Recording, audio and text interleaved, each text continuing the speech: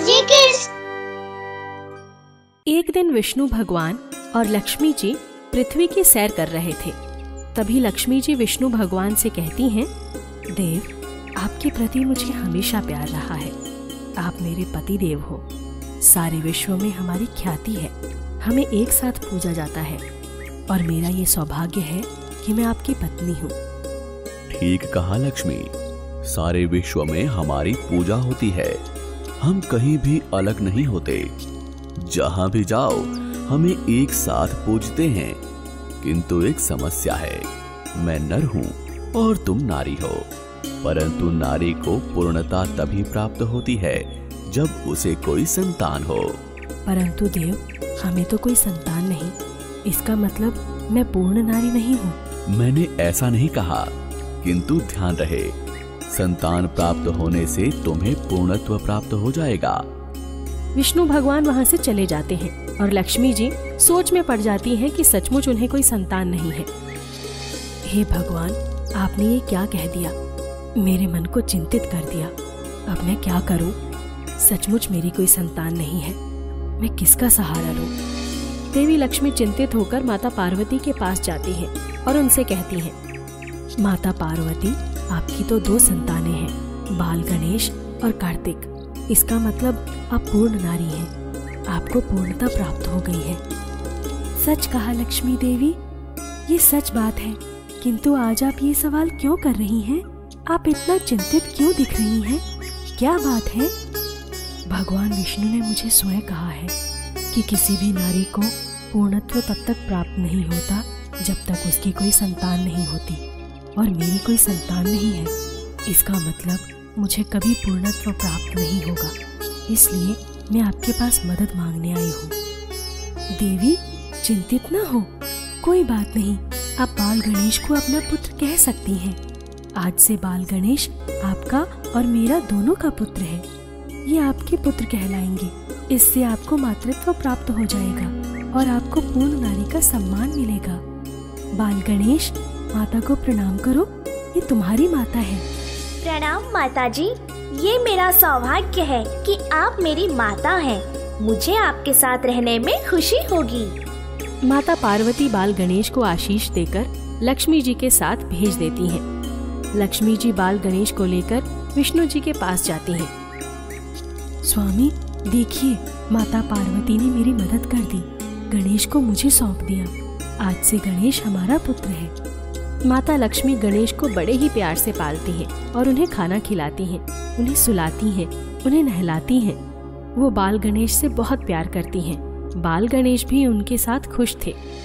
एक बार लक्ष्मी जी को धरती पर आना पड़ा और वो बाल गणेश को छोड़कर किसी साधु के प्रसन्न करने पर चली गई। हे साधु महाराज, मैं तुम्हारी आराधना से प्रसन्न हो गई हूँ। अब तुम्हें मैं राजा के दरबार में उचित स्थान देना चाहती हूँ। अब तुम्हारी राजभोग भोगने की इच्छा पूरी होगी। साधु माता लक्ष्मी का धन्यवाद करता है और दूसरे ही दिन राजा उसे अपने मंत्रिमंडल में प्रधान का स्थान देता है। धीरे धीरे साधु में अहंकार पैदा हो जाता है। वो 2-3 बार राजा को संकट से बचा लेता है। उसे संकट की आहट पहले ही होती है। राजा, गणेश की ये प्रतिमा मुझे यहाँ अच्छी नहीं लगती। मेरा आदेश है कि तुरंत प्रतिमा को यहाँ से हटाया जाए। ऐसा सुनकर बाल गणेश को गुस्सा आया। पहले ही लक्ष्मी जी उनको छोड़कर चली गई थी और उसमें साधु ने ऐसा कर्म कर दिया, इसलिए गणेश जी उस पर क्रोधित हो गए। उन्होंने साधु की बुद्धि भ्रष्ट कर दी। साधु उल्टा उल्टा काम करने लगा और राजा ने उसको कारागृह में डाल दिया। साधु फिर से माता लक्ष्मी की याचना करने लगा। मैंने तुम्हें वरदान दिया था, लेकिन तुम्हें उसका अहंकार हुआ। उस अहंकार में तुमने बाल गणेश का अपमान किया है, इसीलिए तुम्हें ये सजा मिली है। अब तुम्हें बाल गणेश को प्रसन्न करना होगा, तभी तुम्हें इससे मुक्ति मिलेगी। साधु ने बाल गणेश की आराधना की और बाल गणेश उससे प्रसन्न हो गए। बाल गणेश राजा को आदेश देते हैं कि साधु को सम्मान पूर्वक मुक्त कर दे। कुछ समय बाद लक्ष्मी जी लौट कर आई। फिर गणेश जी के साथ बातें करने लगी। तभी विष्णु जी बोले, लक्ष्मी जी, आपको पुत्र तो मिल गया है, पर पूर्णत्व प्राप्त अभी भी नहीं हुआ। ये बात पार्वती माता को पता चल गई है। स्वामी, मैं कुछ समझी नहीं, आप क्या कहना चाहते हैं? गणेश मेरा पुत्र है, क्या अभी भी मुझे पूर्णत्व प्राप्त नहीं हुआ? ये तो आपको माता पार्वती के पास जाने के बाद ही पता चलेगा। लक्ष्मी जी बाल गणेश को लेकर माता पार्वती के पास जाती हैं और माता पार्वती उन्हें कहती हैं, आ गई आप। मैंने आपको गणेश को सौंप दिया था, उसका ख्याल रखने को कहा था। मुझे पता है आप कभी भी एक जगह पर स्थिर नहीं रहती और आप गणेश जी को छोड़कर पृथ्वी पर चली गई थी। आपको अपनी माता होने का कर्तव्य भूलकर उसे छोड़कर नहीं जाना चाहिए था। मुझे पता है आप कभी भी एक जगह पर स्थिर रहकर नहीं रहती। आप गणेश का ख्याल नहीं रख पाएंगी, किंतु आपकी ममता देखकर, पुत्र के प्रति आपका प्यार देखकर मैंने गणेश को आपको सौंप दिया था। माता पार्वती, मुझे माफ कीजिए, मुझसे भूल हो गई, लेकिन मैं आज के बाद वादा करती हूँ, गणेश मेरा पुत्र है, आपका भी पुत्र है। मैं इसकी ममता में कभी कोई कमी नहीं आने दूंगी। आज के बाद गणेश का स्थान मेरी बाईं ओर रहेगा। गणेश हमेशा मेरे साथ रहेंगे। जब जब मेरी पूजा होगी तब तक गणेश की भी पूजा होगी। और क्योंकि गणेश बुद्धि के दाता है, जब मैं किसी से प्रसन्न होती हूँ तब संपत्ति का कैसे उपयोग करें, उसकी बुद्धि गणेश को ही देनी है। और जब तक भक्त गणेश की दी गई बुद्धि का उपयोग नहीं करेगा तब तक उस संपत्ति का कोई उपयोग नहीं है। गणेश को आपने बहुत उचित स्थान दिया है। मैं आपसे प्रसन्न हूँ। जब जब कहीं पर मेरा पूजन हो जाए तब तक वहाँ पर गणेश का भी पूजन साथ होगा। तभी वो पूजा पूरी होगी, तभी भक्तों की इच्छा पूरी होगी। जहाँ जहाँ मेरा वास होगा वहाँ वहाँ गणेश भी मेरे साथ रहेंगे। माता लक्ष्मी, अब मैं निश्चिंत हूँ। बाल गणेश, आपको कोई आपत्ति नहीं ना? माता लक्ष्मी, आप मेरी माता हैं। आपका जो आदेश रहेगा उसका पालन करना मेरा कर्तव्य है। अब आपको पूर्णत्व प्राप्त हुआ है। तब से आज तक दीपावली के शुभ अवसर पर हमेशा लक्ष्मी जी के साथ में विष्णु जी की नहीं बल्कि गणेश जी की पूजा होती है। गणेश लक्ष्मी जी की बाईं ओर बैठते हैं और दोनों का पूजन साथ में करने से वो पूजा सफल होती है और लक्ष्मी जी प्रसन्न होती हैं। उत्तमगढ़ नाम का एक राज्य था। उस राज्य में राजकुमारी भद्रा अपनी सुंदरता के लिए बहुत प्रसिद्ध थी। एक तो राजकुमारी, ऊपर से अपार सुंदरता, इसलिए उनमें घमंड बहुत था। उसी राज्य में एक लोहार अपने परिवार के साथ रहता था। वो राजा के यहाँ तलवार, भाला और भी लोहे का सारा सामान बनाता था। और लोहार की बेटी सुमिति राजकुमारी भद्रा की साज सज्जा में लगी रहती।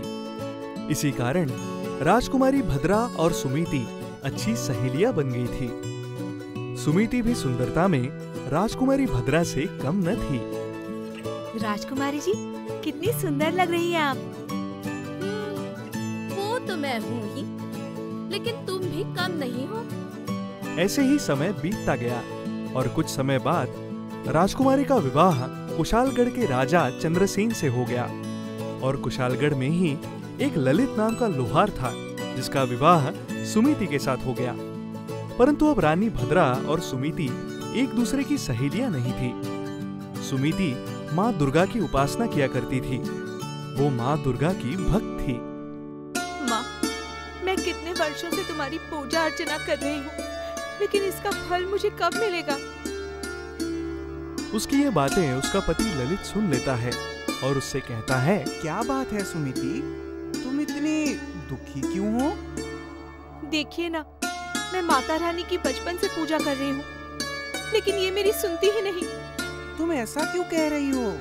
मेरे पिता भी लोहार थे और आप भी लोहार ही हैं। मैं और राजकुमारी सुंदरता में एक समान थे, लेकिन वो राजा की बेटी थी, इसलिए आज रानी है और मैं वही लोहार की पत्नी। निराश मत हो, सबका अपना अपना नसीब होता है। ये कहकर ललित वहाँ से चला जाता है। लेकिन सुमिति सोचती है, रानी भद्रा तो मेरी बचपन की सहेली है, उनसे मदद मांगूंगी तो वो जरूर मेरी मदद करेंगी। इससे मेरे पति को ये लोहार का काम नहीं करना पड़ेगा। यही सोचकर वो राजमहल चली गई। सुमिति राजमहल में पहुंचती है और सैनिक से कहती है कि उसे रानी से मिलना है। मुझे महारानी जी से मिलना है। आप कौन हैं? मैं उनकी सहेली हूँ। सैनिक रानी के कक्ष में जाता है। महारानी की जय हो। आपसे मिलने आपकी कोई सहेली आई है। ठीक है, उसे हमारे कक्ष में भेज दो। जाइए, महारानी जी से मिल लीजिए। सैनिक सुमिति के पास पहुंचता है। सैनिक महारानी के कक्ष की तरफ इशारे से बताता है। सुमिति महारानी के कक्ष में पहुंचकर उनको देखकर खुशी से हंसने लगती है और कहती है, कितने सालों बाद हम मिल रहे हैं महारानी भद्रा। कौन हो तुम? क्या हम एक दूसरे को जानते हैं? महारानी भद्रा, मैं आपकी बचपन की सहेली सुमिति हूँ। आप मुझे भूल गई क्या? सहेली? मैंने तो तुम्हें आज से पहले कभी नहीं देखा। तुम्हें देखकर ये बिल्कुल नहीं लगता कि तुम किसी राजघराने से हो। तो तुम मेरी सहेली कैसे हो सकती हो? मुझसे गलती हो गई महारानी, जो आपको अपनी सहेली बताया। इस अपराध के लिए मुझे माफ करें। ठीक है, माफ किया। अब जाओ यहाँ से। याद रहे, दोबारा ऐसी गलती ना हो, वरना अपने राज्य से निकलवा दूंगी। ऐसी गलती अब कभी नहीं होगी। माफ करें महारानी भद्रा। सुमिति रोते हुए अपने घर चली जाती है। उधर महारानी भद्रा सैनिक को गुस्सा करते हुए, क्या तुम्हारी समझ में नहीं आता कि कोई भी मेरी सहेली कैसे हो सकता है? उसे देखो और मुझे देखो। इतनी बड़ी गलती तुमने की कैसे? सुमिति अपने घर में चुपचाप बैठी आंखों में आंसू लिए रोटी बना रही थी। तभी सुमिति का पति ललित दिन भर मेहनत मजदूरी करके थक कर घर आता है। जरा पानी देना तो। सुमिति नहीं सुनती, वो कुछ सोच में डूबी है। तुमसे कह रहा हूँ पानी दे दो मुझे पीने के लिए। पानी लीजिए। क्या हुआ, आज इतनी उदास क्यों हो? कोई बात है क्या? नहीं, कोई बात नहीं है। कोई तो बात है, बस मन थोड़ा सा उदास है। चिंता मत करो, जल्दी सब ठीक हो जाएगा। कुछ दिनों बाद ललित का काम अच्छा चलने लगता है। वही सुमिति मिट्टी के बर्तन बनाना सीख लेती है और उसी से उसका भी काम चलने लगता है। देखो, अब सब ठीक हो रहा है ना? अब तुम भी मेरा हाथ बटा रही हो। दोनों बहुत खुश होते हैं। समय निकलता गया, लेकिन एक दिन ललित के ऊपर एक पेड़ गिर जाता है, जिससे उसका एक पैर खराब हो जाता है। वो बहुत दिनों तक बिस्तर पर ही रहता है और घर का सारा बोझ सुमिति के ऊपर आ जाता है। हमारे खुशियों को ना जाने किसकी नजर लग गई। अभी तो अच्छे दिन आने शुरू हुए थे और अब सब तुम्हें ही संभालना पड़ रहा है। कोई बात नहीं जी, ये दिन भी बीत जाएंगे। आप दुखी मत होइए। एक दिन सुमिति की पड़ोसन उसके घर आती है और कहती है, सुमति बहन, हम कुछ लोग पहाड़ी वाली नदी के दर्शन के लिए जा रहे हैं। क्या तुम भी चलोगी? नहीं दीदी, मैं अपने पति को अकेला नहीं छोड़ सकती हूँ। उनकी देखभाल कौन करेगा? अच्छा ठीक है, एक काम करो फिर, एक सिक्का दे दो मुझे, मैं तुम्हारी तरफ से नदी में डाल दूंगी। उस नदी से मांगने पर सारी मुरादें पूरी होती हैं। सुमिति ने एक पैसा निकालकर अपनी पड़ोसन को दिया और कहा, ये लो दीदी, इसे नदी में डाल देना।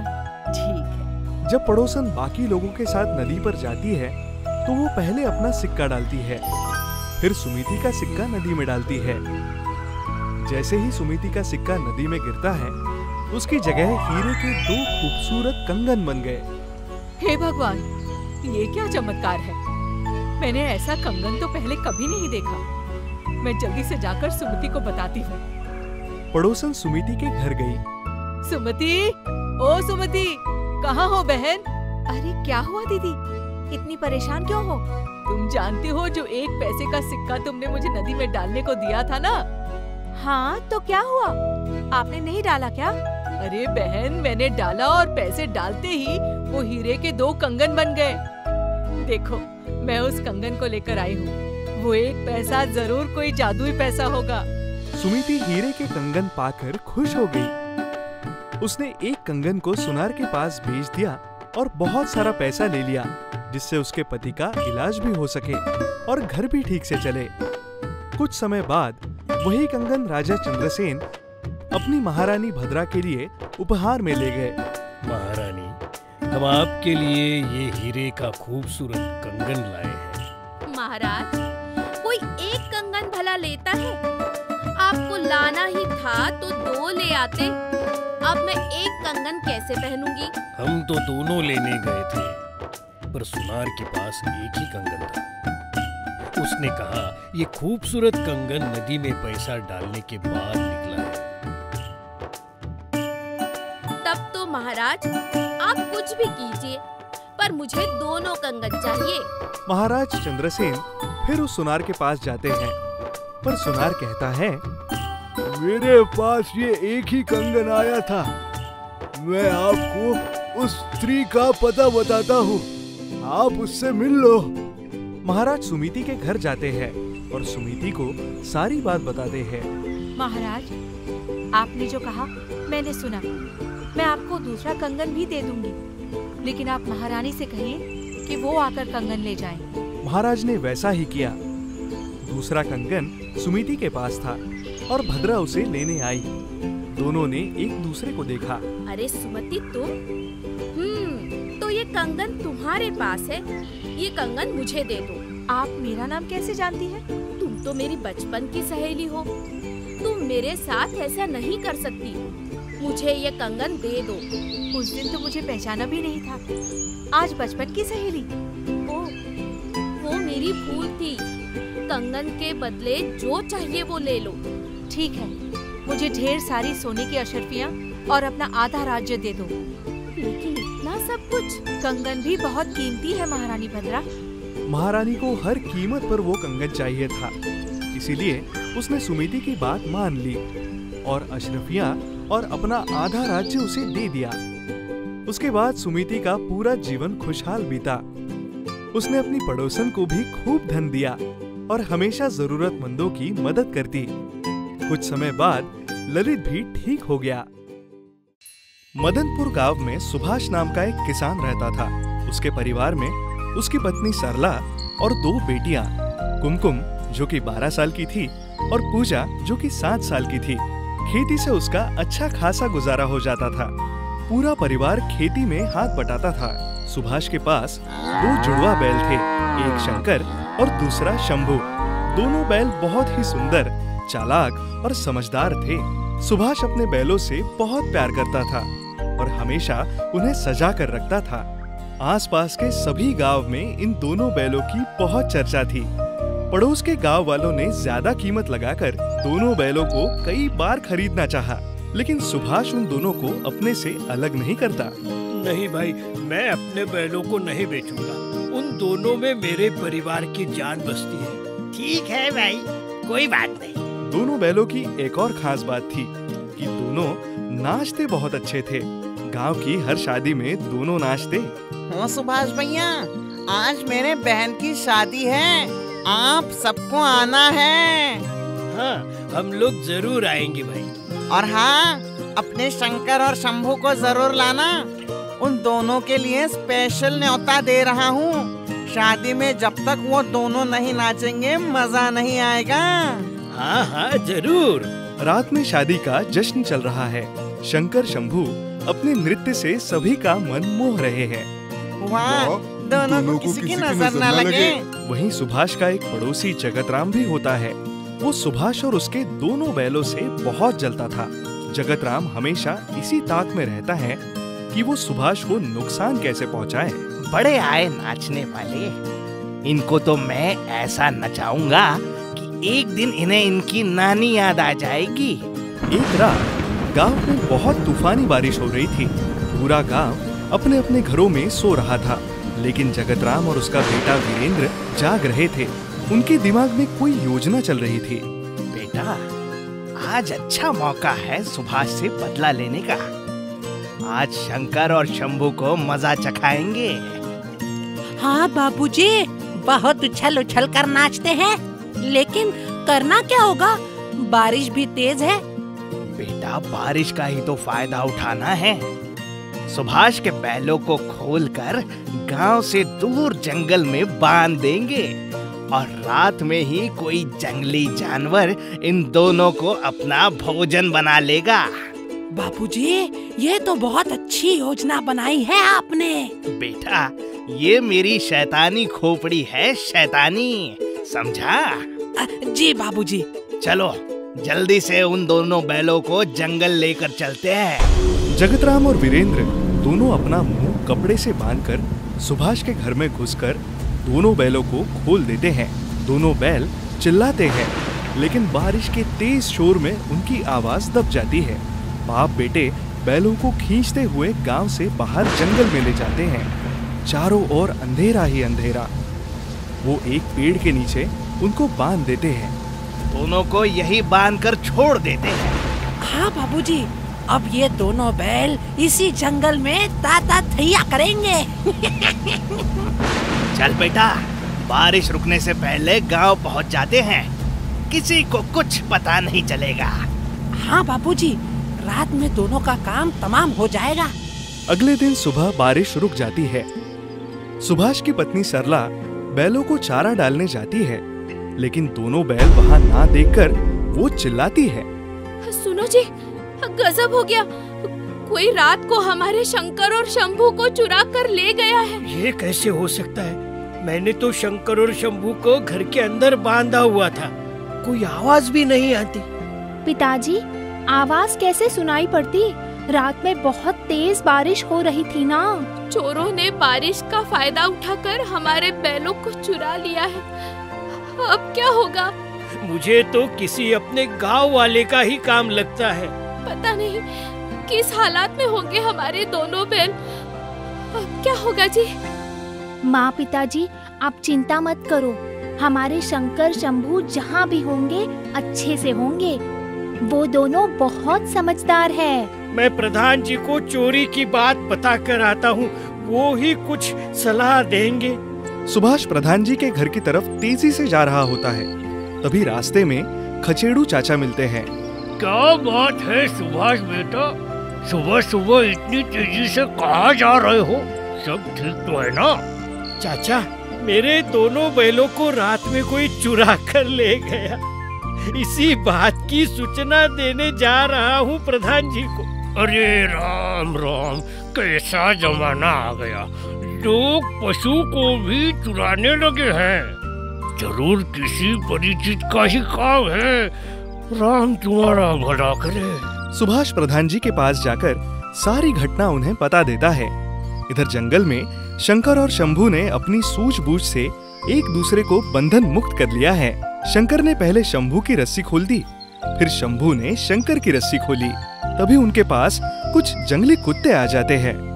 दोनों बैल मिलकर उनका सामना करते हैं और उनको भगा देते हैं। उधर गांव में प्रधान जी सुभाष की बात सुनकर परेशान हो जाते हैं और उसे हौसला देते हैं। तुम्हारे शंकर शंभू जल्दी ही वापस आ जाएंगे। हम उन दोनों को ऐसे खोने नहीं देंगे। प्रधान जी रघु से कहते हैं, रघु, तुरंत पूरे गांव को सूचित करो कि शंकर और शंभू की चोरी हो गई है और गांववासी पंचायत के लिए पीपल के पेड़ के नीचे आ जाए। जी प्रधान जी, मैं अभी सभी गांव वालों को सूचित कर देता हूँ। इधर शंकर और शंभू आपस में बात कर रहे हैं। शंभू, हमें जल्दी ही घर वापस जाना चाहिए। मालिक, बच्चे और गांव वाले हमारी चिंता में परेशान होंगे। हाँ भाई, जल्दी गांव की ओर चलते हैं। शंकर और शंभू दोनों जल्दी से गांव की ओर भागते हैं। इधर गांव में पीपल के पेड़ के नीचे पूरा गांव इकट्ठा है। शंकर और शंभू के जाने का दुख सबको है। वहाँ जगतराम और उसका बेटा वीरेंद्र भी है। दोनों बहुत खुश हैं और आपस में बात कर रहे हैं। बेटा, अब तक तो उन दोनों का बैंड बज चुका होगा। हाँ बाबूजी, ना रहेगा बांस और ना बजेगी बांसुरी। हमारे खिलाफ कोई सबूत नहीं है। हमारा कोई कुछ नहीं बिगाड़ सकता। तभी प्रधान जी गांव वालों से कहते हैं, बहुत ही अफसोस की बात है कि कल रात सुभाष के बैलों की जोड़ी शंकर और शंभू को कोई चुरा कर ले गया। मेरी आप सभी से हाथ जोड़कर विनती है कि आप में से किसी ने भी ये गलती की है तो कृपया निसंकोच सामने आए। हम उसके गलती को क्षमा कर देंगे। जगतराम और वीरेंद्र प्रधान जी की बात सुनकर हंसते हैं। मैं ये वादा करता हूँ कि उसको किसी भी तरह का नुकसान नहीं पहुँचाया जाएगा। और अगर हमने खुद उस चोर को पकड़ा तो उसे कड़ी से कड़ी सजा मिलेगी। मैं 3 तक गिनूंगा। इधर शंकर और शंभू तेजी से दौड़ते हुए आते हैं। उनके गले में बंधी घंटी बज रही है। उधर पंचायत में जगतराम और उसका बेटा हंस रहे हैं। प्रधान जी गिनती गिनते हैं। 1, 2 और ये 3। तभी वहाँ शंकर और शंभू सरला, कुमकुम और पूजा के पास आकर रुक जाते हैं। जगतराम और वीरेंद्र ये देखकर घबरा जाते हैं। सभी गांव वाले बोलते हैं, शंकर शंभू आ गए, ये तो कमाल हो गया। सब शांत हो जाइए। शंकर शंभू आ गए हैं। अब चोर भी जल्दी पकड़ा जाएगा। यदि वो इस समय पंचायत में बैठा है तो भगवान भी उसे नहीं बचा सकते। शंकर शंभू दोनों बताएंगे कि उन्हें कौन चुरा कर ले गया था। सुभाष अपनी बेटियों से कहता है, मेरे प्यारे शंभू, तुमको कौन चुरा कर ले गया था? शंकर बताओ कि वो चोर अभी यहाँ पंचायत में है। जगतराम और वीरेंद्र घबरा जाते हैं। दोनों बैल जगतराम और वीरेंद्र की तरफ बढ़ने लगते हैं। दोनों बैलों को अपनी ओर आते देख जगतराम और वीरेंद्र सुभाष के पैरों में गिर जाते हैं। भाई, हमसे बहुत बड़ी गलती हो गई, माफ कर दो। चाचा जी, हमको माफ कर दो। तुम दोनों को माफी नहीं दी जाएगी और तुम्हारी सजा ये है कि तुम दोनों का मुंह काला करके और तुम्हारे गले में जूतों की माला डालकर गधे पर बैठाकर पूरे गांव में घुमाया जाए। सबको मंजूर है? हाँ, मंजूर है। शाम को दोनों का मुंह काला करके गधे पर बैठाकर गांव में घुमाया जाता है। बुरे काम का बुरा नतीजा। एक शहर में राजू और दीपू नाम के 2 दोस्त रहते थे। दोनों एक ही स्कूल में पढ़ते थे। दीपू अमीर था। उसके पिताजी बड़े बिजनेसमैन थे। राजू गरीब था। उसके पिताजी एक ऑफिस में प्यून थे। लेकिन राजू पढ़ने में बहुत अच्छा था, इसलिए उसे बड़े स्कूल में एडमिशन मिल गया था और उसकी पढ़ाई का खर्चा स्कूल खुद दे देती थी। तो ऐसे राजू और दीपू दोस्त थे। राजू, ये देखो, मेरे पास तो कितने सारे महंगे पेन हैं। तुम्हारे पास तो यही एक सस्ता वाला है। तुम्हारे पापा के पास बहुत पैसे हैं, इसलिए तुम्हारे पास कई पेन हैं। लेकिन मेरे पापा गरीब है, इसलिए मेरे पास यही एक सस्ता पेन है। राजू बहुत समझदार था। उसे पता था कि उसके पापा बहुत मेहनत करके घर का खर्चा उठाते हैं, इसलिए वो अपने माता पिता से कभी किसी चीज की मांग नहीं करता था। राजू, ये देखो मेरे नए जूते, कल ही मेरे पापा लाए हैं। अरे वाह, ये तो बहुत अच्छे हैं। वहाँ से राजू अपने घर चला जाता है। उसकी माँ मालती उससे कहती है, बेटा चलो खाना खा लो। राजू खाना खाकर अपने मामा के घर चला जाता है, जो वही पास में रहते हैं। उसके जाने के बाद दीपू उसके घर आता है। आंटी, राजू है? नहीं बेटा, वो तो अपने मामा के घर गया है, थोड़ी ही देर में आ जाएगा। अरे, मैं तो उसे अपने साथ पार्क में ले जाने के लिए आया था। ये कहकर दीपू वहाँ से चला जाता है। जब राजू घर आता है तो मालती कहती है, अरे बेटा राजू, तुम्हारा दोस्त दीपू आया था, वो तुम्हें पार्क ले जाना चाहता था। ठीक है माँ, मैं उसके घर जाता हूँ। ये कहकर वो दीपू के घर जाता है। वहाँ उसे दीपू की मम्मी सरिता मिलती है। अरे राजू, तुम और इस टाइम यहाँ क्या कर रहे हो?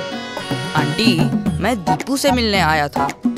मुझे लगा कि वो मुझे अपने साथ पार्क ले जाने वाला है, इसलिए मैं आया हूँ। तुम्हारे साथ वो पार्क क्यों जाएगा भला? उसके पास उसके अमीर दोस्त नहीं है क्या? तुम जैसे गरीब लोगों के साथ उसका रहना मुझे बिल्कुल पसंद नहीं। तुम जाओ यहाँ से। पता नहीं दीपू किसी को भी दोस्त बना लेता है। दीपू की मम्मी की बातें सुनकर राजू को बहुत बुरा लगा। वो दुखी होकर वहाँ से चला जाता है।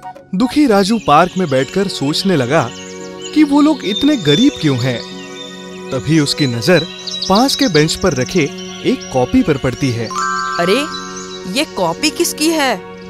अरे, ये तो नई कॉपी है। उसने पास में खड़े अंकल से पूछा, अंकल, ये कॉपी आपकी है? नहीं बेटा, ये मेरी नहीं है, आंटी, ये कॉपी आपकी है? नहीं बेटा, मेरी नहीं है। पिंकी, ये कॉपी तुम्हारी है क्या? नहीं राजू, ये मेरी कॉपी तो नहीं है। राजू ने सबसे पूछा, लेकिन वो कॉपी किसी की भी नहीं थी। अब राजू क्या करता? वो उस कॉपी को अपने घर ले आया। उसे खुशी भी थी कि नई कॉपी मिल गई है। उसने सोचा कि इसमें कोई ड्राइंग बनाई जाए। चलो, मैं इसमें एक आइसक्रीम बनाता हूँ। राजू ने उस कॉपी पर आइसक्रीम की ड्राइंग बनाई। उसको आइसक्रीम बहुत पसंद थी। तभी उसकी माँ ने उसे खाना खाने के लिए बुलाया। राजू बेटा, आओ खाना खा लो। आता हूँ माँ। ये कहकर वो माँ के पास खाना खाने चला गया। जब वो खाना खाकर वापस आया तो उसने देखा कि उसकी टेबल पर एक आइसक्रीम रखी हुई है, जैसा उसने उस कॉपी में बनाया था। अरे, ये आइसक्रीम कहाँ से आई? माँ, आप मेरे लिए आइसक्रीम लाई है क्या? नहीं तो बेटा, ये आइसक्रीम कहाँ से आई? पापा, क्या आप मेरे लिए आइसक्रीम लेकर आए हैं? नहीं बेटा, मैं नहीं लाया हूँ। अब राजू सोचने लगा कि थोड़ी देर पहले उसने आइसक्रीम बनाई थी और अब आइसक्रीम सच में आ गई। वो बहुत खुश हुआ। उसने अपनी सारी बात मालती को बताई। मालती को उसकी बात पर यकीन नहीं हुआ। तब राजू ने कहा, माँ रुको, मैं आपको दिखाता हूँ। बताओ, क्या बनाऊँ इस कॉपी पर? हाँ, मैं आपके हाथों का ये कंगन बनाता हूँ इस पर। राजू ने उस कॉपी पर माँ के लिए कंगन बनाए और उसने देखा कि 10 मिनट बाद उनके सामने कंगन से भरा हुआ बॉक्स रखा है।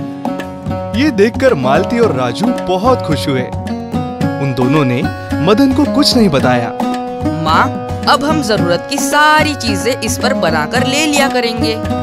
इसके बाद राजू ने अपने लिए नए कपड़े और जूते बनाए, स्कूल बैग बनाया, मम्मी के लिए नई साड़ियाँ बनाई और घर के खाने पीने का सामान भी बनाया। अब राजू स्कूल में कभी नए जूते पहनकर जाता तो कभी नया स्कूल बैग लेकर जाता।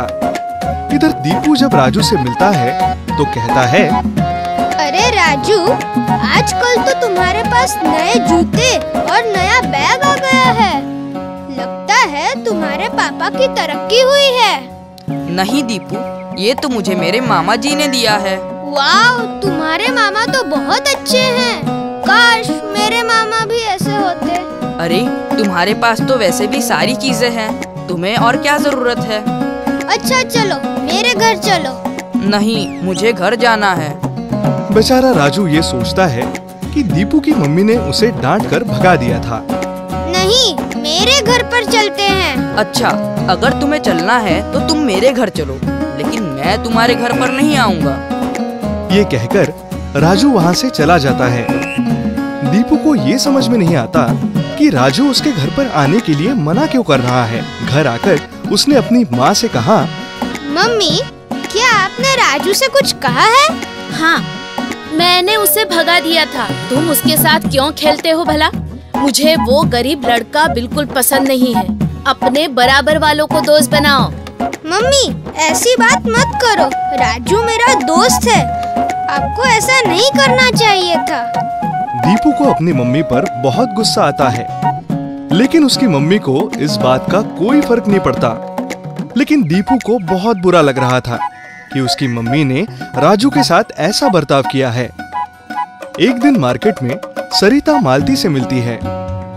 कैसी हैं आप? बहुत दिनों के बाद मिली हैं। मैं तो ठीक हूँ, तुम कैसी हो? मैं भी ठीक हूँ। सरिता मालती की कीमती साड़ी देखकर परेशान हो जाती है। मालती ने गहने भी पहने हुए हैं। सरिता को कुछ समझ नहीं आता कि मालती के पास ये सब कहाँ से आया। वो घर आकर सोचती है, ये राजू और इसके माँ बाप तो फटे हाल लोग हैं। इनके पास इतने पैसे कहाँ से आ गए कि ये मालती इतनी कॉस्टली साड़ी और ज्वेलरी पहनकर घूम रही है। मुझे पता तो लगाना ही पड़ेगा। ये सोचकर वो राजू के घर जाती है और खिड़की से छुपकर देखती है। राजू और मालती जादुई कॉपी पर कुछ बना रहे हैं। देखो माँ, अब आपके लिए कितनी सुंदर सैंडल बनाई है मैंने। सरिता देखती है कि एक सैंडल वहाँ आ जाती है। अच्छा, तो तो ये बात है, इस कॉपी को चुराना पड़ेगा। सरिता राजू के घर आती है और मालती से यहाँ वहाँ की बात करती है और मौका मिलते ही वो कॉपी चुराकर वहाँ से चली जाती है। जब राजू अपनी कॉपी खोजता है, माँ, वो जादुई कॉपी कहाँ गई? अरे बेटा, अभी तो यही थी। कौन ले गया? मुझे लगता है सरिता आंटी ले गई है। इधर सरिता उस कॉपी पर अपने लिए नए नए गहने बना रही थी। उसने बहुत सारा सोना इकट्ठा किया।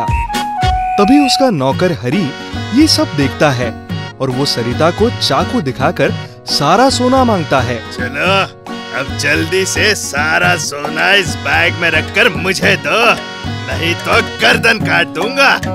नहीं नहीं नहीं नहीं नहीं नहीं, मैं सब देती हूँ। सरिता जल्दी जल्दी सोना बैग में रखती है। तभी राजू वहाँ पहुँचता है। वो देखता है कि हरी चाकू लेकर खड़ा है। वो जल्दी से बाहर जाकर अपने साथ कई लोगों को लेकर आता है।